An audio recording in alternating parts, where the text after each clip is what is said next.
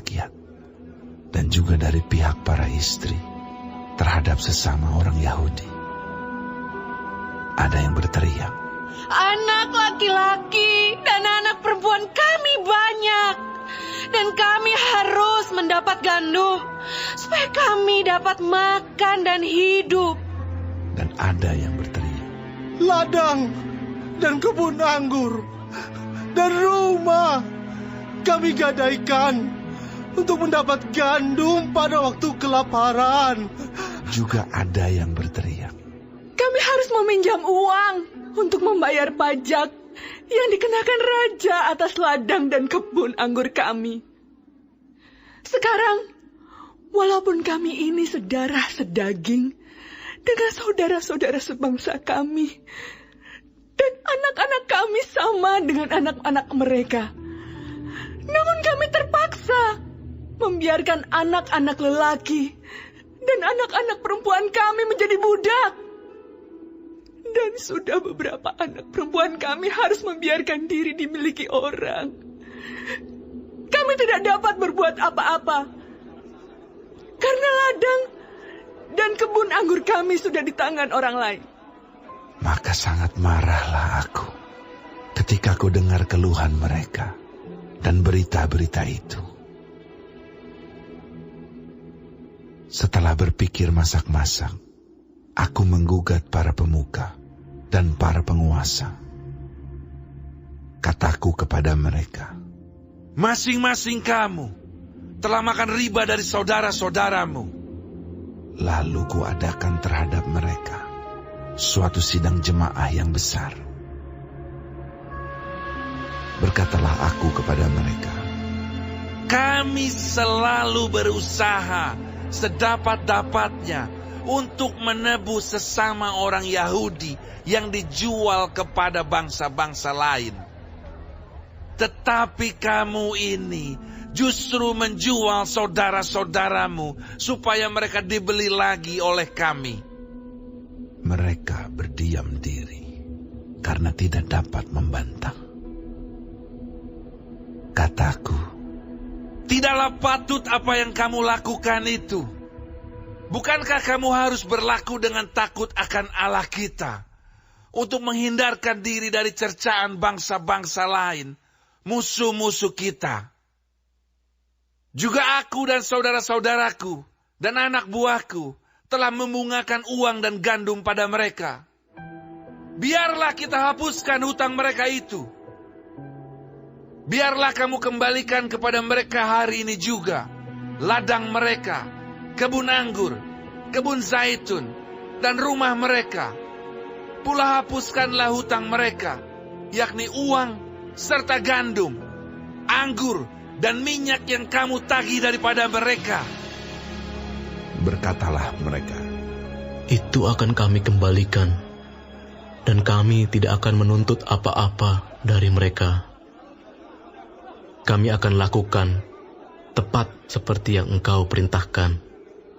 Lalu aku memanggil para imam dan menyuruh mereka bersumpah bahwa mereka akan menepati janji mereka. Juga aku kebas lipatan bajuku sambil berkata, "Demikianlah setiap orang yang tidak menepati janji ini akan dikebas Allah dari rumahnya dan hasil jerih payahnya.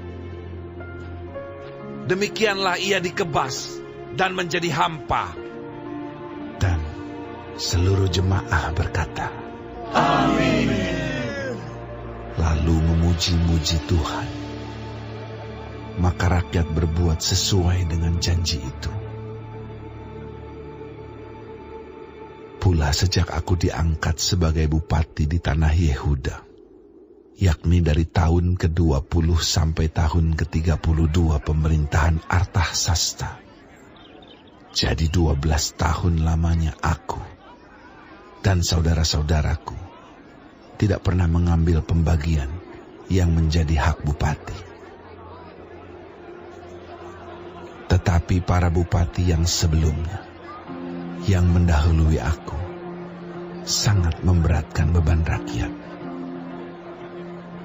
bupati-bupati itu mengambil dari mereka 40 shikal perak sehari untuk bahan makanan dan anggur. Bahkan anak buah mereka merajalela atas rakyat. Tetapi aku tidak berbuat demikian karena takut akan Allah. Aku pun memulai pekerjaan tembok itu, walaupun aku tidak memperoleh ladang. Dan semua anak buahku dikumpulkan di sana khusus untuk pekerjaan itu. Duduk pada mejaku orang-orang Yahudi dan para penguasa, 150 orang. Selain mereka yang datang kepada kami dari bangsa-bangsa sekeliling kami. Yang disediakan sehari atas tanggunganku ialah seekor lembu, 6 ekor kambing domba yang terpilih, dan beberapa ekor unggas, dan bermacam-macam anggur dengan berlimpah-limpah setiap 10 hari.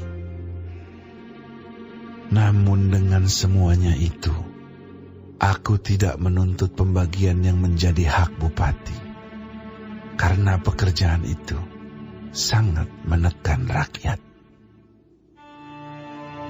Ya Allahku, demi kesejahteraanku, ingatlah segala yang kubuat untuk bangsa ini.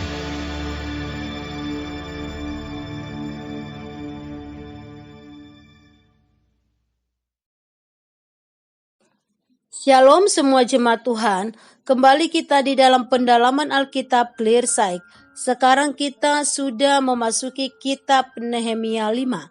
Tuhan Yesus memberkati. Di pasal ini berbicara tentang ketidakadilan ekonomi di antara orang Yahudi. Golongan kaya, yaitu bangsawan dan pejabat, menindas kaum miskin dengan memaksa mereka menggadaikan tanah dan rumah mereka, serta meminjamkan uang untuk membeli makanan. Dan beberapa kasus orang miskin dipaksa untuk menyerahkan anak-anak mereka untuk dijadikan budak agar mereka tidak mati kelaparan. Dan dengan marah Nehemia menentang ketidakadilan ini dan memaksa para pelanggar untuk bertobat dan memperbaiki diri. Dosa keserakahan yang membuat orang memeras sesamanya pada masa kesulitan, Allah akan menghukum ketidakadilan demikian. Nehemia menegur keras perilaku para bangsawan dan memerintahkan mereka untuk segera menghapuskan hutang dan mengembalikan barang-barang gadaian rakyat miskin. Nehemia mengambil langkah nyata untuk mempersempit kesenjangan sosial. Tujuannya adalah untuk mengubah perilaku sosial yang peduli pada penderitaan rakyat miskin. Nehemia tidak sedang mencari popularitas, tetapi ia mengutamakan kemuliaan Tuhan dengan merelakan haknya untuk rakyat miskin di dalam ayat 15. Sepanjang 12 tahun masa kepemimpinan Nehemia sebagai gubernur, Nehemia memberi teladan tentang sifat tidak mementingkan diri dan sifat murah hati terhadap sesama orang Yahudi.